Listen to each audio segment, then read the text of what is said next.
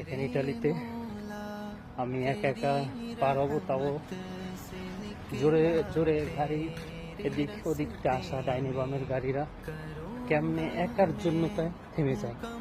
আর বাংলাদেশে হলেই মনে করেন চাপা দিয়ে চলে যেত, ঠিক আছে, মানে উপর দিয়ে উঠে যেত, এমন অবস্থা।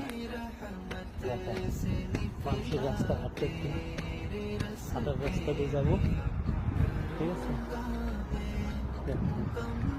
একার জন্য তো গাড়ি ঘোড়া